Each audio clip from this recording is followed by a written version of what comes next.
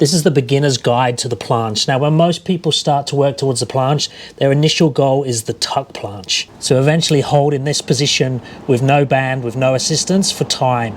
Now, ideally, we're going to get up to about 10 seconds in this position before we start to make it harder. Now, how do we get to that position, and what are the things we should be doing at the start to condition the body in the right way to slowly increase the progressions to harder variations of the planche?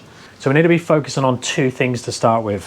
What's happening to the wrists and the hands, and what's happening to the scapula, the upper back. So understanding the difference between retraction and protraction for the shoulder blades or the scapula. So protraction is when we push like this. So you shouldn't be able to see my shoulder blades in that position. And then retraction is the opposite. So now I'm going to bring the shoulder blades together. Now notice with both of those positions, I'm not bending the arms. I'm actually actively externally rotating. I'm pushing the elbows forwards, because most people, when we go up and down here, tend to bend the arms at the same time because that's habit. So let's come back to the shoulder blades in a minute, but first of all, we need to work out what to do with the hands to make them happy. Now, obviously, if you work like this all the time, going into this direction and putting lots of weight there, just like the handstand, is going to be quite hard on the wrist. So we need to condition them, we need to set them up in the right way so they're happy. So the number one thing that I do is I always externally rotate. So instead of having the index fingers forwards, I'm going to turn them out. So I'm more in that position. I'm going to place them down roughly shoulder width apart, and then I'm just going to push down into the floor. Now, if that feels uncomfortable, we want to warm that up a little bit. So I'm just going to do some circles. So exactly the same type of thing as I do for the handstand. So going in both directions, just exploring that position, taking the shoulders forwards. I'm trying to keep the arms straight as I do this as well. I don't want to start bending the arms in this position and compensating.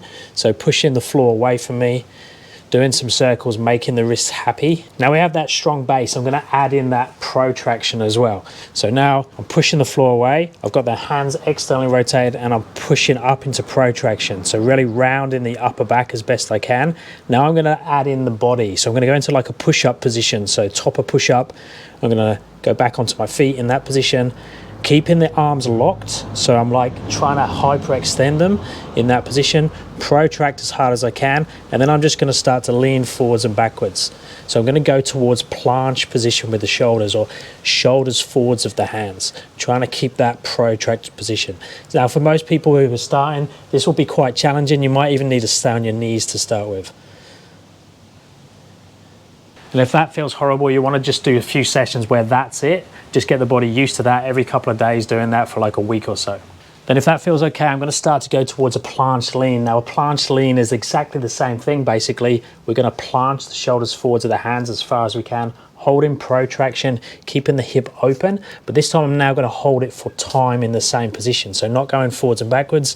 So protraction, externally rotate the hands, pushing the shoulders forwards, and then just hold in that position. Now the further you go forwards, the harder that's going to be. One on the wrists, and also harder to try and hold that protracted position. Just be careful that you don't do that. So it's not sticking the hip up in the air. We want to try and keep the hip open. You can even turn the toes over if you have that, making sure you're protraction the whole time, and working this up to around the 30-second mark.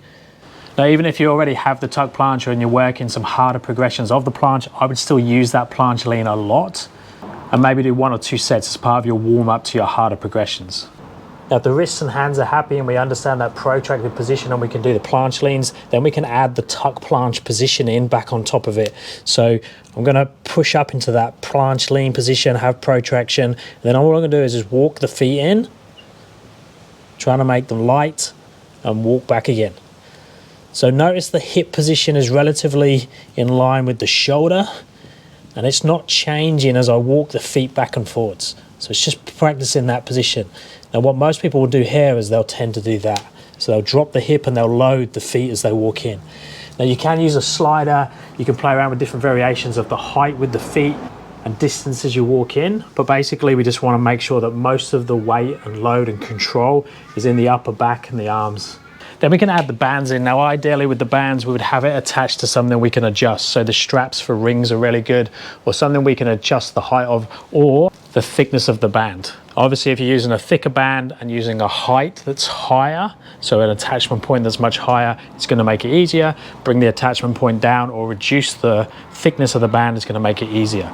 Now 9 times out of 10 I will get people to put this band around the hip, not the ankles. The ankles does make it a little bit easier and helps you push into a tight tuck position, but it probably over helps you. So ideally around the hip, same hand position, so externally rotating slightly, locking the elbows out, protracting, so up onto tiptoes first, bring the knees towards the chest, then I'm just going to lean forwards, trying to keep the knees at the chest. If I can, lift 1, then 2 feet, and hold there for time. Now, I would recommend that you're holding this for around 10 seconds, so 8 to 10 seconds. If that's too challenging, just give yourself a bit more assistance or go back to the planche leans, do more time there. Now, explore some different hand positions. You can use P-bars, the little wooden ones are really cool because you can adjust them. Some of the fixed P-bars are a little bit limiting because they're fixed at a certain distance and you can't rotate them so much. And also you can mix up the surface. I can do my longer planche holds on slightly softer flooring. It's because I can tip the hands in. And also watch when I go into a planche, I'm actually rocking forwards and the heel of the palm is coming off the floor. So that's something over time you can increase the conditioning and flexibility of, as it allows you to planche the shoulders even further forwards without reducing the angle at the wrist and making the wrists unhappy. Let me know if you have any questions. Let me know if you have any questions and I'll speak to you next time. Thanks, guys.